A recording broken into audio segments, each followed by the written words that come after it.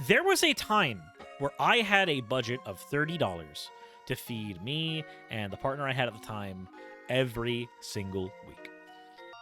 That was the budget we had. So $120. It was not a big grocery run.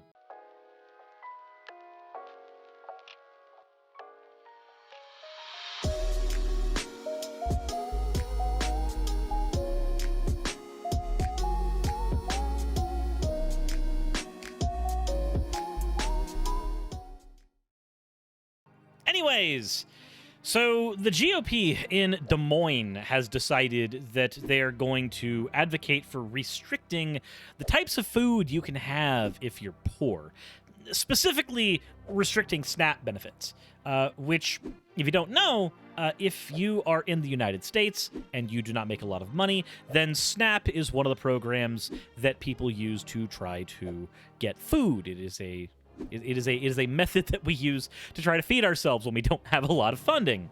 And as opposed to doing what most families do on SNAP, which is try to find every single food source they can that is decently cheap, but can last a long time. Think your rices, think, meats you can freeze, stuff like that. As opposed to doing that, apparently the Republicans in Iowa are trying desperately to severely restrict the types of things people can eat.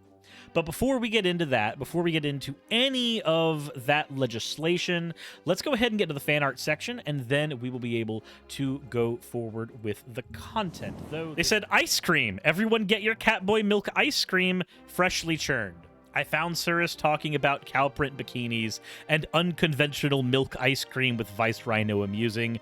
So art, both with and without text, though we'll just show the one with the text here. That's, it's a thing. The next one we have is from Jet. Today, I woke up and chose violence. Is that an anthropomorphic hot Blizzy? Jet, I'm terrified because I know what everyone else in chat is going to do. I know exactly what's going to happen now. There's going to be more hot Blizzy. Oh no. Oh no. How many artists are watching right now? Oh no, Stoff is watching. Shit. Oh dear God. What does it say? Blizz, don't do it. Oh my God. I am terrified. All right, guys. I believe we have come across 2 waifus today because there's a black hole behind me, and y'all voted on calling it Hole-chan. As always, everyone, if you want your fan art to be shown in a future video, the best way to do so is to drop it into the fan art section of the Discord. With that said, hit the like button if you haven't already, and we're gonna go right into the topic here. So, Iowa House Republicans are proposing restrictions on the state's SNAP benefit program that could dramatically limit what foods recipients can get at the store. The new bill introduces cumbersome rules that dictate what families can or cannot buy at grocery stores. So, let's look at what those restrictions are. So, Hole-chan x Blizzy is what you're telling me needs to happen. I told you nothing! But I can't stop you either. Driving the news, House File 3 also targets Medicaid and several other public assistance programs. Nearly 40 House Republicans have co-sponsored the bill.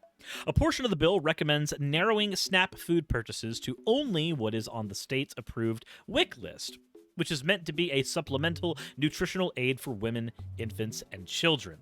Here's the proposed restrictions. No white grains. You can only purchase 100% whole wheat bread or brown rice, and 100% whole wheat pasta. So let's go ahead and start on that one right now.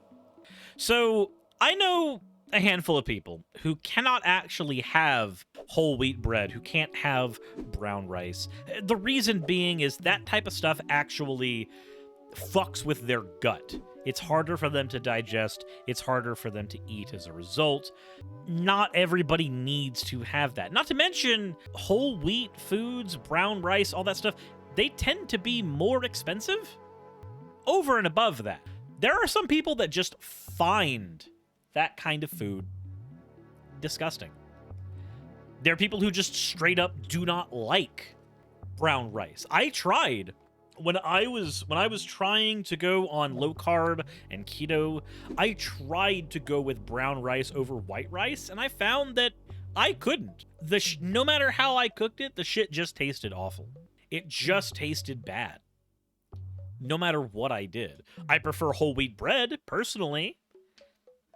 And I can give or take whole wheat pasta. I'm not super big either way. But that very first one, not only are there people who struggle to digest grains that are made in that way, but some people just don't like that. So you're forcing them to eat food that they don't like, which is going to cause them to spend money on food that they otherwise could have gotten with their stuff. I don't understand why we police what people eat. That doesn't make any sense to me. Like, on the one hand, yes, we should be eating healthier. You're right. But that does not mean that we should be policing how people eat. The next one, though, is no baked, refried, or chili beans. You can only purchase black, red, and pinto beans. So, basically, canned beans? Like, no canned beans? I don't understand this one. This doesn't make any sense to me. Why would you specifically limit the kinds of beans people can... Like, who cares that much? Beans are cheap anyway. Who cares that much about the different beans you're eating to try to advocate for restricting people like that? The fuck? No fresh meats. People can only purchase canned products like canned tuna or canned salmon. So, can we talk about the fact that the canning process naturally, most of the time, adds a fuck ton of salt to our dishes, which can raise the blood pressure of people who are eating dishes made with canned foods? If you want to eat canned foods, go ahead. That's a thing you can do. But canned products in general, while they do last a long time, and that's great, but a lot of times they, A, taste awful, and B, are packed with sodium and very, very, very hard to use as part of a healthy diet.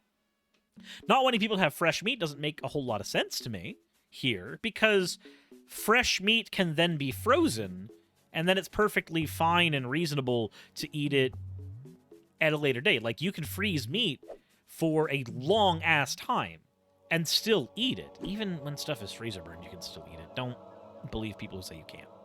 This seems to be just restricting people to having what a Republican would envision as poverty food, right? That's what this seems like to me. Jepatique says, when Skur had to go on dietary restrictions, we had to go out of our way to buy no-salt tuna, but they're more expensive than regular cans. Yep, low-sodium stuff can be more expensive, but also, more importantly than anything else, canned meats are more expensive than fresh meats half the time. Pound for pound, canned chicken costs more than fresh chicken breast does. Pound for pound, canned Spam costs a hell of a lot more than the meats that comprise it, let's be honest. Canned Vienna sausages cost more pound for pound than just getting bar-ass hot dogs that are fresh. Well, as fresh as bar-ass hot dogs can be. Now, while these restrictions are only for Iowa, while these restrictions are being proposed there, if House Republicans are supporting it in Iowa, they will support it in other states. People can be like, oh, well, as long as it's not a federal thing, what's the problem? Because when I looked at the original tweet that showed this, there was a readers added context they thought people might know. The tweet omits the important detail that this bill is in the state legislature, not the federal Congress. Yeah, which is why, I guess the Des Moines part right here didn't give it away or anything. Right there. I guess. You can read the whole bill here if you so choose, if you like getting a headache reading through legalese. The next part on here says that they will have no sliced, cubed, or crumbled cheese, no American cheese. So the only cheese you can get is from a cheese block. So for you to have food with prepared cheese, you have to slice that cheese yourself. You have to crumble the cheese yourself. You have to cube it yourself. What is the purpose here? And also, no American cheese. American cheese does one thing really well that a lot of other cheeses don't do anywhere near as well. It keeps in the fucking fridge. It keeps in the fridge. That's very important if you happen to be a low-income house and you don't always have access to the funds to take care of yourself. A lot of times you'll buy a variety of foods that will keep for a long period of time because those foods will be available to you all the time. We're talking rices, we're talking ramen, we're talking beans, we are talking processed cheeses.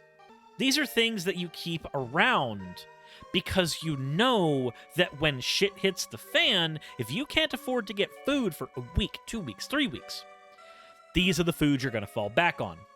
There was a time where I had a budget of $30 to feed me and the partner I had at the time every single week. That was the budget we had. So $120.